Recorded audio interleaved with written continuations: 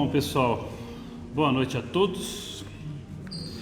Que Jesus nos abençoe. Obrigado pela presença nessa noite fria, né? A gente sempre começa as nossas atividades. Um minutinho.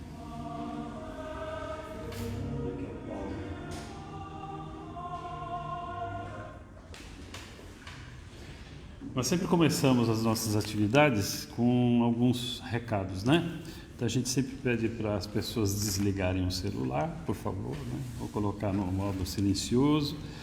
A gente sempre pede também para que a gente nos mantenhamos em silêncio, porque principalmente depois da palestra, né? Porque começam as atividades de passe, aí as pessoas lá dentro estão em oração, tá bom? A gente sempre também divulga que nós temos uma biblioteca muito bem equipada, com excelentes livros, né, da nossa codificação, né?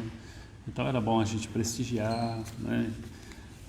Também informar as pessoas, né, de que nós temos livros, bons livros para disponibilizar para empréstimos, né? Nós temos a nossa casa, ela se chama Núcleo de Estudos Espíritas Irmã Milene. Então a nossa vocação é estudos, né? E nós temos curso de mediunidade na nossa casa. Então a gente pede, né, para que as pessoas que tenham interesse ou que conheçam alguém que tem interesse em frequentar os cursos da casa, que por favor venham, né? Então nós temos o curso do primeiro ano, né? Ela acontece às quartas-feiras, às 14 horas de forma presencial ou às 20 horas de forma online, né? Então, mais informações, procure alguém da casa, na recepção, sempre a gente vai ter mais informações. Nós temos também o estudo do livro Nosso Lar, acontece às segundas-feiras, às 20 horas, né? Também de forma online. Às quintas-feiras, nós temos também uma atividade onde as pessoas da comunidade do entorno vêm em peso aqui, né? Então, nós temos a evangelização infantil, tá bom? E aos sábados, às 18 horas, também nós temos atividades públicas com palestras e passes, tá bom? A gente sempre começa também as nossas atividades lendo uma psicografia. Nas nossas reuniões mediúnicas, no nosso encontro mediúnico, então nós temos aí várias psicografias, né? E a gente compartilha essas psicografias nas nossas palestras. Então eu vou ler uma que foi recebida aqui na casa e eu peço a atenção de todos, tá bom? O título é A Porta Estreita. Jesus nos havia orientado que estreita é a porta que leva ao reino dos céus. Estreita, pois a necessidade é essa mesma. Poucos são os que alcançam o nível de consciência necessário para a ascensão espiritual. Muitos labores, muitos estudos, muitas renúncias, muitos sofrimentos são necessários para que sejamos dignos de subir mais um pouco, mais um degrau no caminho que leva ao próximo nível espiritual. Poucos são os que conseguem atender aos requisitos para tanto, pois ainda não temos a maturidade intelectual e espiritual para tanto. Muitos passos são necessários para ascender espiritualmente, há que ter permanentemente vontade, esperança e objetivo para se alcançar a luz. E também devemos purificar nosso coração, nossas intenções e abrir mão de velhos conceitos e conhecimentos para substituí-los por outros. Porém, acima de tudo, há que se comportar de maneira cristã. O único verdadeiro selo de passagem pela essa porta estreita é o que fizemos, são nossas obras. Não é o falar, não é o louvar, não é o saber que determinará a nossa passagem, mas sim, pura e simplesmente, o que fizemos. Pois o fazer é a nossa própria existência. Querer ouvir apenas pela fé e não pelas obras seria como querer apropriar-se do trabalho de outros. Jesus é em si perfeito, não precisa do nosso louvor.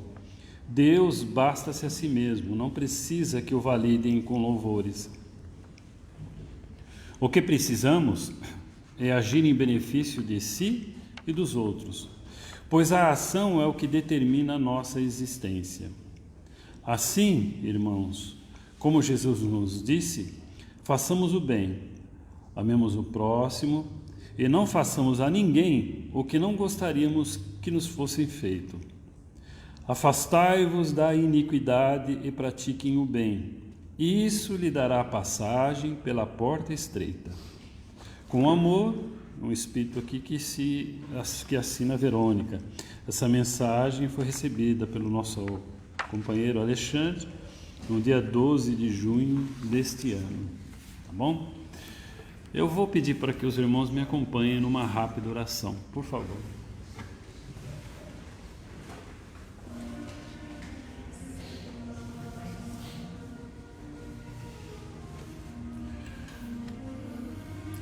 Elevemos o nosso pensamento a Jesus. Meu Redentor, eu e meus irmãos mentalizamos a Tua figura, agradecendo a Deus e a Ti, Senhor, por esse encontro, onde procuramos aprender para melhor servi-lo. Abençoe esse nosso propósito, Senhor, de aprender para servir. Abençoe nosso companheiro Everett, que vai nos conduzir na palavra evangélica. Aumente o nosso entendimento. E que assim seja. Graças a Deus.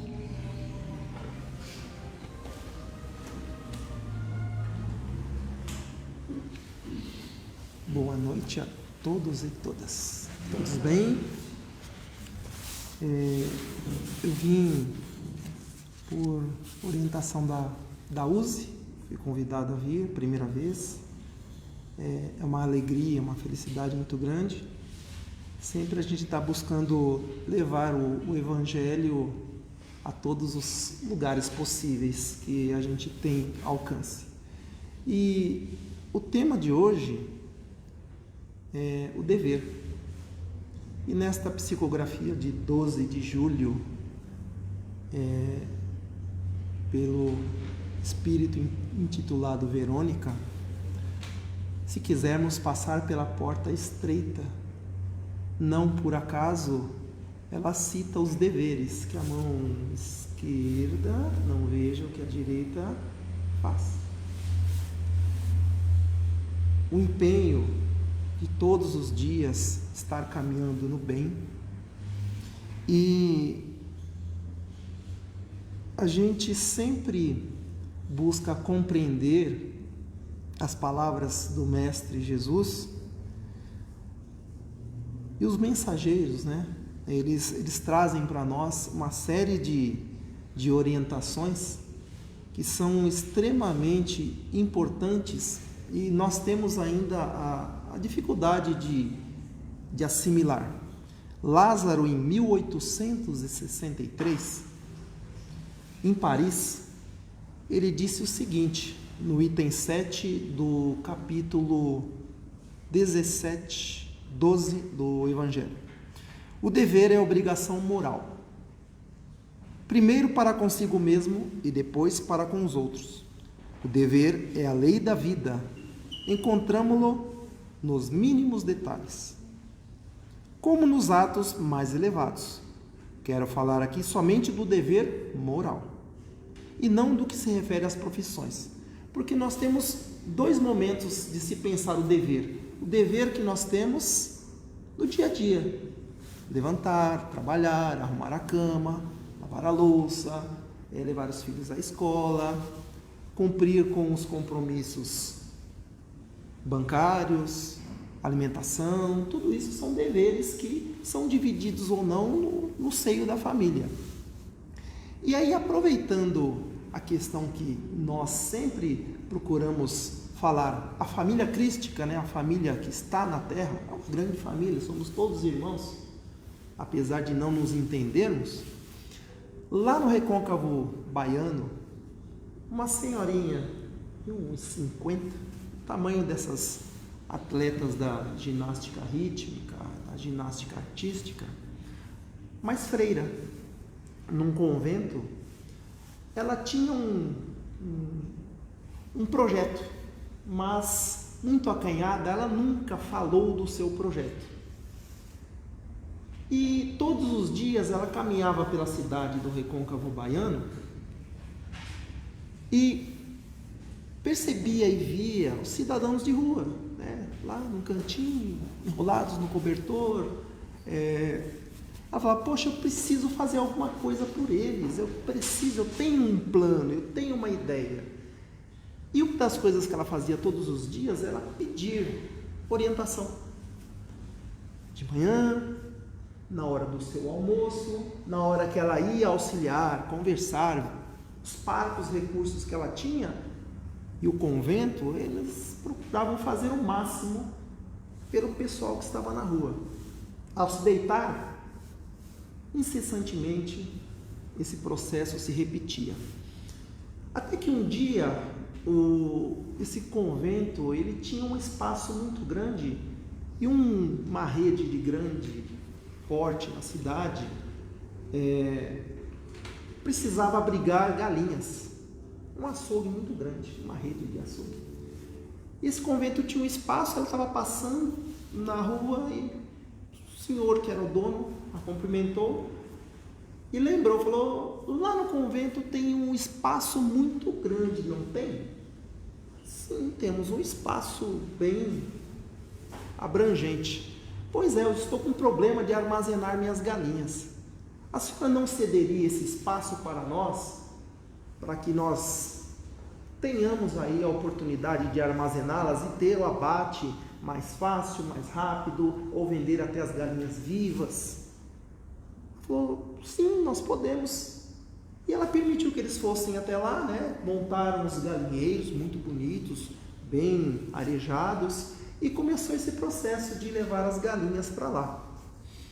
E havia algumas galinhas que eram poedeiras, mas ele falou: os ovos a gente não vai utilizá-los, a senhora pode usar no convento, nos seus projetos, não tem problema. E assim as galinhas começaram a colocar ovos. E ela falou assim: acho que agora estou sendo atendida. Então ela começou a distribuir os ovos que indiretamente o dono da rede permitiu que ela utilizasse.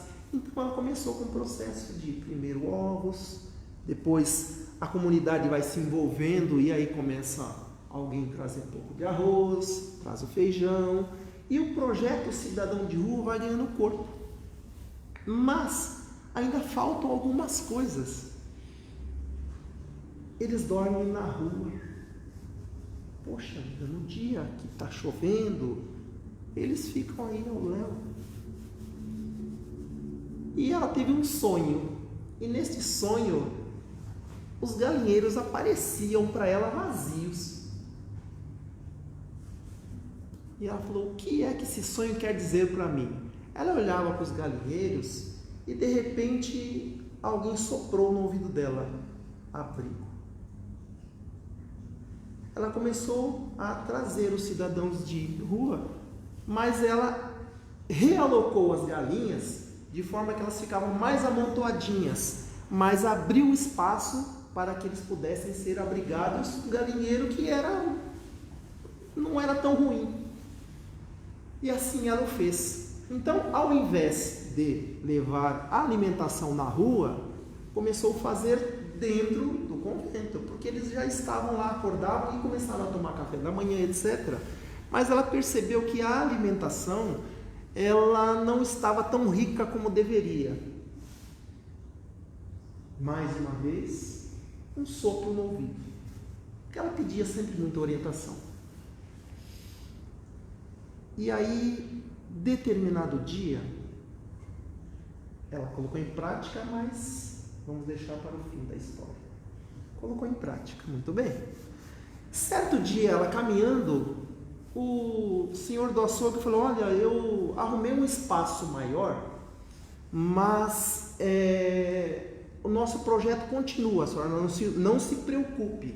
porque as galinhas que estão lá, como o projeto da senhora é muito bacana, muito enriquecedor, a senhora pode ficar com elas para alimentar, ou veja o que a senhora vai fazer com elas. Ela, muito sorridente, olhou para ele e falou assim: elas já cumpriram o seu dever. Ele: mas como assim? Elas enriqueceram o almoço e a janta dos meus abrigados. Ou seja, ela já havia dado um jeitinho de melhorar a alimentação dos abrigados com as galinhas. Além dos ovos, forneceu a carne também. Então, em momento algum, ela cometeu erros, porque ela pediu a orientação. Mais do que isso, havia um bom coração do outro lado, que era o dono da rede de açougues. E ela não precisou nem pedir. Na verdade, ela pediu no alto. E assim, como ela disse, as galinhas cumpriram o seu dever. E nós estamos aqui hoje falando de dever, não é? Ela pediu, ela trabalhou, ela envolveu pessoas, ela alimentou as pessoas e percebeu que o seu projeto tinha realmente dado certo, mas pela persistência, mas pela insistência e principalmente por saber que quando estamos caminhando no bem, os nossos pensamentos são direcionados para coisas positivas, para ações positivas, nós vamos criando um halo de energia tão boa, tão positiva, que ela vai envolvendo todas as pessoas que estão em torno e vendo o resultado. Então é uma alegria muito grande quando se vem, por exemplo, a casa espírita para um bazar, para um evento, as pessoas vêm alegres, vêm felizes, porque o ambiente é positivo. Se ele é positivo, é porque o dever que nós temos de elevação moral em todos os lugares que nós estivermos, ele está sendo praticado. A prática, ela é algo que deve ser diário para cada um de nós. Porque Jesus, quando começa a ensinar através das parábolas, através das suas prédicas, ele está falando do bem. Em momento algum ele está falando das coisas negativas. Por quê? Quando ele inicia falando do Evangelho, o primeiro capítulo diz assim: não vim destruir a lei. Porque as pessoas poderiam interpretar, e a gente precisa lembrar que lá atrás, quando ele diz não vim destruir a lei, as pessoas ainda não tinham a compreensão das coisas, matava-se por nada. E de que lei que ele está falando? Olho por olho, dente por dente, esta era a lei. Ele está falando que não veio destruir essa lei, mas ele veio complementá-la e alterá-la, dizendo: amar ao seu próximo como a ti mesmo, amar intensamente. Ele vem falar da lei do amor. Ele não diz que é para mudar, ele diz que é para amar. Então, começa-se a entender que amar o próximo como a ti mesmo, como a nós mesmos, é fundamental, porque traz a elevação moral. Não amar só aos nossos, mas amar além dos nossos portões. E mais do que isso, é lembrar que os deveres são primeiro para conosco mesmo. Nós precisamos nos cobrar. Quais são os meus deveres hoje? Deveres, os físicos e os espirituais. E aí no segundo capítulo do Evangelho, ele diz assim: meu reino não é deste mundo. Todos nós queremos o reino de Deus, mas o reino de Deus, ele é conquistado, ele é trabalhado de acordo com o quê? Com os deveres de que cada um tem a desempenhar. Todos nós temos os nossos deveres e colocamos como obrigações muitas vezes.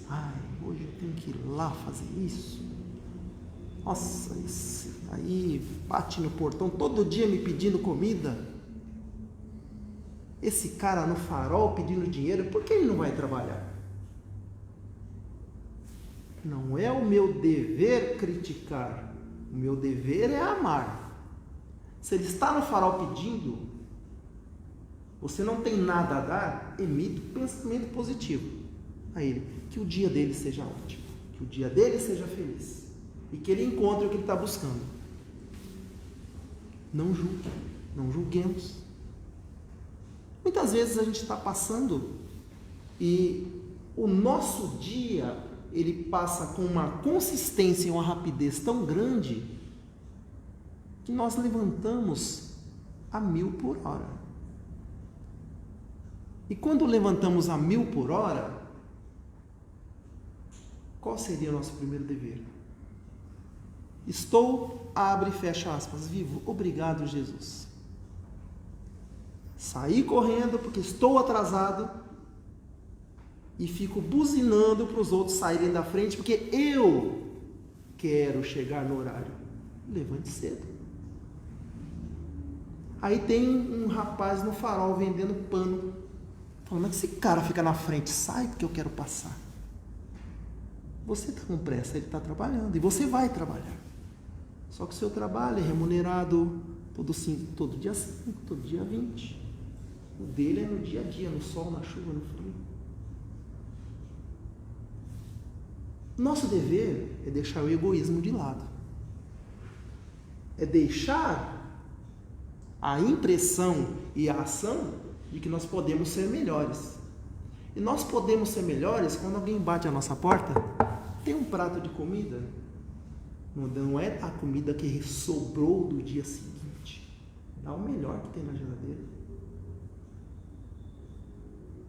Dar o melhor que tem na geladeira, poxa, tem sobrando. Se sobrou de ontem para hoje é porque tem mais. Essa consciência crística, ela precisa aparecer. Porque Jesus, quando multiplica pão, distribui, ele não fala e não pensa que o maior vai para o mais faminto. Ele está distribuindo o alimento espiritual e material. Ele faz a multiplicação de pães e peixes. E nós?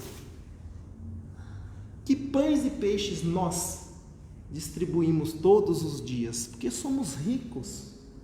Nós somos a semente crística. Mas esta riqueza, ela só vai ultrapassar a porteira do nosso egoísmo quando nós tomarmos essa consciência do acordar, agradecer, caminhar, orar, vigiar, voltar para casa, olhar, está tudo em ordem e ao nos deitarmos, agradecer. Conversar com, não meu mentor não é meu, nosso amigo mentor. Porque nós temos o hábito de dizer meu mentor. Ele não é meu, não é minha propriedade. Ele é nosso amigo e protetor. E de vez em quando, nós somos amigos dele? Será? Ou só queremos pedir? Pedir, pedir e pedir. E o que nós damos em troca? Nada, porque ele não quer troca. Ele quer que nós avancemos juntos. Essas relações, esses entendimentos, eles precisam estar muito claros. Porque a doutrina, ela é um caminho que nos é mostrado. A casa espírita não vai resolver os meus problemas, ela vai amparar. Mas não a estrutura física, mas todo o corpo espiritual que está aqui conosco. Ela ampara, mostra o caminho. O dever é nosso. Existe aquela sempre muito contada história que pede-se muito, pede, e Jesus fala, te carreguei no colo, mas falta a sua parte.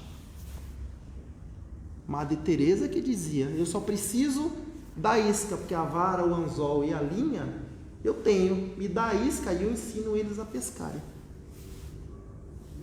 Então nós temos que fazer a nossa parte, não é isso? E todos nós precisamos entender que, então, quando Jesus fala do capítulo 3, que estas muitas moradas na casa do Pai, quem são os arquitetos destas casas? Nós. Ninguém mais além de nós. E aí chegamos no capítulo 4, que é aquele: ninguém pode ver o reino de Deus se não nascer de novo. Como assim nascer de novo? Estamos falando da reencarnação. Reencarnar, ir para o plano espiritual e voltar, é lembrar que a cada vez que desencarnamos e retornamos, nossos deveres, eles vão diminuindo. André Luiz deixa muito claro que nós temos o hábito de não pensar que nos é traçado um plano. E nesse plano ele deixa muito claro que completistas nem 20%. Nem 20% completa o que faz, ou o que fala. Porque nós somos muito falhos ainda. E aí nós queremos ver o reino de Deus, mas nós precisamos nascer de novo, reencarnar e deixar a chama crística estar acesa dentro de nós todos os dias. Essa centelha, ela não pode se apagar. Não podemos ser como a figueira morta, a figueira que secou. Se cada dia trabalharmos só para nós mesmos e para o mundo da riqueza material, nós seremos a figueira que secou, porque não trabalhamos os valores morais que levam a uma elevação espiritual. É importante que nós saibamos e tenhamos essa consciência muito clara, porque o dever, ele nos engrandece, ele vai nos levar a um esplendor, nos coloca numa posição muito mais elevada. E mais do que isso, se a gente conseguir todos os dias refletir sobre as virtudes desta vida em eternidade, a gente vai entender que, apesar da imperfeição, a nossa obra, ela precisa ter uma grandeza e uma estrutura muito bem trabalhada. Não podemos tentar fazer alicerces de bambu na areia. Ok? A prece final é sua? Sim.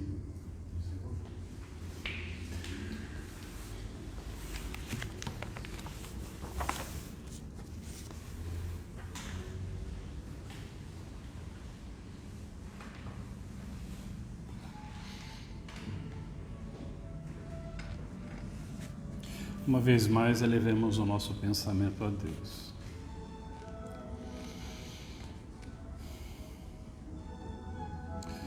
Deus de eterna bondade, em prece de louvor e de agradecimento, eu e meus irmãos aqui presentes, queremos te agradecer por tudo na vida, Senhor. Te agradecer por nos ter colocado, nos semeado em seu concerto universal, fazer parte dessas maravilhas, pela presente encarnação, onde vamos nos redimindo, pelo nosso corpo físico, essa ferramenta que nos permite a interatividade nesta encarnação, pela palestra da noite, que ilumina um pouco mais o nosso entendimento, nosso discernimento, por esta casa bendita que nos garante importantes frentes de serviço no bem, e amigos e irmãos em fé valorosos que nos perdoam as nossas falhas e defeitos. Queremos te agradecer por nos ter enviado também nosso Senhor Jesus, nosso Redentor, que iluminou a trajetória do nosso caminho em direção a Ti. Enfim, por tudo te agradecemos. Queremos te pedir perdão pelos nossos momentos de fraqueza, de hesitação. Queremos também pedir para que o Senhor leve as nossas melhores energias de fraternidade, de carinho aos nossos irmãos que estão sofrendo neste momento, sejam nas guerras que ainda acontecem no mundo, nos nossos irmãos que estão sofrendo em hospitais, nas cadeias públicas, nos asilos, onde quer que haja esse nosso anônimo irmão, que a Tua misericórdia leve as nossas energias fraternais, mas potencializados pela Tua misericórdia, Senhor. Dentro de instante iniciaremos as atividades de paz. Pedimos uma vez mais para que abençoe esse nosso propósito de serviço no bem